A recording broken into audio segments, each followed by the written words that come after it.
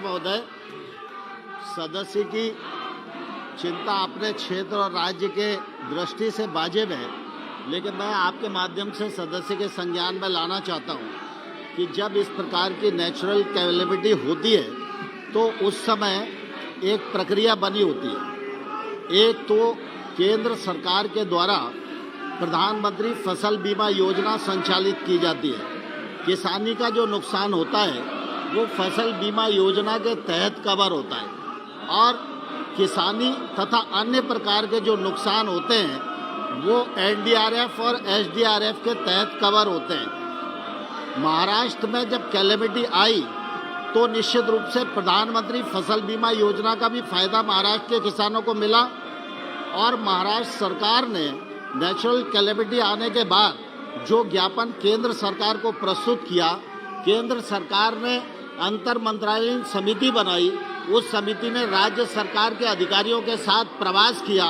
और प्रवास करने के बाद उस समिति ने अपनी अनुशंसा की। अनुशंसा करने के बाद जब वो गृह मंत्री जी के पास आती है तो गृह मंत्री जी ने महाराष्ट्र के लिए 701 करोड़ रुपया स्वीकृत किया है और साथ ही साथ अगर आप देखेंगे तो 2021 खरीफ और रबी 2021 के दौरान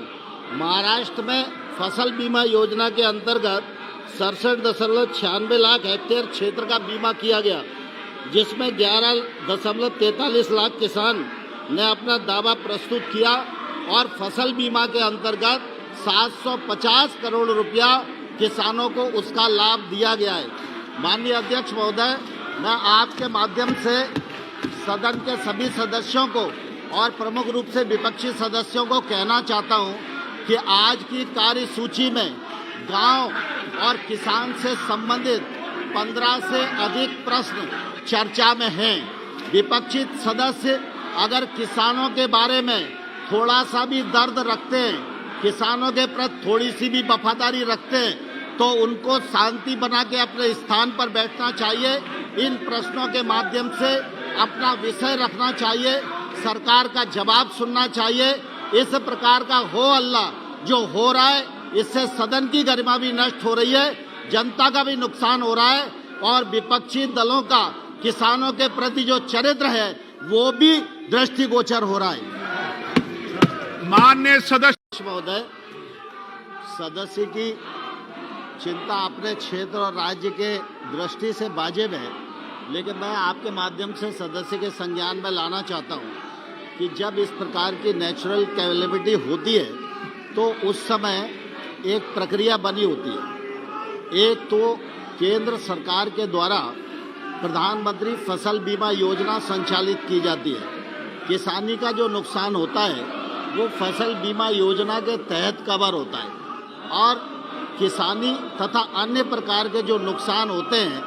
वो एनडीआरएफ और एसडीआरएफ के तहत कवर होते हैं। महाराष्ट्र में जब कैलेमिटी आई तो निश्चित रूप से प्रधानमंत्री फसल बीमा योजना का भी फायदा महाराष्ट्र के किसानों को मिला और महाराष्ट्र सरकार ने नेचुरल कैलेमिटी आने के बाद जो ज्ञापन केंद्र सरकार को प्रस्तुत किया, केंद्र सरकार ने अंतर मंत्रालयीय समिति बनाई। उस समिति ने राज्य सरकार के अधिकारियों के साथ प्रवास किया और प्रवास करने के बाद उस समिति ने अपनी अनुशंसा की। अनुशंसा करने के बाद जब वो गृह मंत्री जी के पास आती है तो गृह मंत्री जी ने महाराष्ट्र के लिए 701 करोड़ रुपया स्वीकृत किया है और साथ ही साथ अगर आप देखेंगे तो 2021 खरीफ और रबी 2021 के दौरान महाराष्ट्र में फसल बीमा योजना के अंतर्गत 67.96 लाख हेक्टेयर क्षेत्र का बीमा किया गया, जिसमें 11.43 लाख किसान ने अपना दावा प्रस्तुत किया और फसल बीमा के अंतर्गत 750 करोड़ रुपया किसानों को उसका लाभ दिया गया है। माननीय अध्यक्ष महोदय, मैं आपके माध्यम से सदन के सभी सदस्यों को